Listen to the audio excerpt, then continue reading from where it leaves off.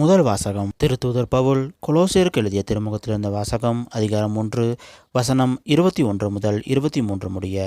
சகோதர சகோதரிகளே, நீங்கள் இறைவனோடு உறவற்றவர்களாய் இருந்தீர்கள். அவரை பகைக்கும் உள்ளமுடையோராய் தீச்செயல்கள் புரிந்து வந்தீர்கள்.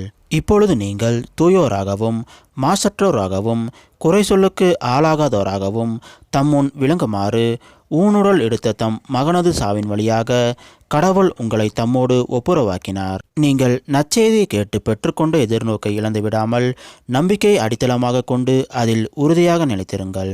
உலகெங்கும் படைப்பனைத்திற்கும் நற்செய்தி பறைசாற்றப்பட்டுள்ளது. பவுலாகிய நான் இந்நற்செய்தியை அறிவிக்கும் திருத்தொண்டனானேன். இது ஆண்டவர் வழங்கும் அருள்வாக்கு. இறைவா, உமக்கு நன்றி. இன்றைய நற்செய்தி. புனித லூக்கா எழுதிய நற்செய்தியிலிருந்து வாசகம். அதிகாரம் 6 வசனம் 1 முதல் 5 முடிய. ஓர் ஓய்வு நாளில் இயேசு வயல்வெளியே செல்ல நேர்ந்தது. அவருடைய சீடர் கதிர்களை கொய்து கைகளினால் கசக்கி தின்றனர். பரிசேயருள் சிலர், ஓய்வு நாளில் செய்யக்கூடாததை நீங்கள் செய்வதேன் என்று கேட்டனர்.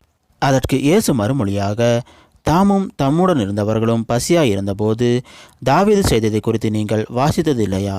அவர் இறை இல்லத்துக்குள் சென்று குருக்கள் மட்டுமே அன்றி வேறு எவரும் உண்ணக்கூடாத அர்ப்பண அப்பங்களை எடுத்து தாம் உண்ணது மட்டுமின்றி தம்மோடு இருந்தவர்களுக்கும் கொடுத்தார் அல்லவா என்று கூறினார். மேலும் அவர்களிடம், ஓய்வு நாளும் மானிட மக்களுக்கு கட்டுப்பட்டதே என்றார். இது கிறிஸ்து வழங்கும் நற்செய்தி. கிறிஸ்துவே உமக்கு புகழ்.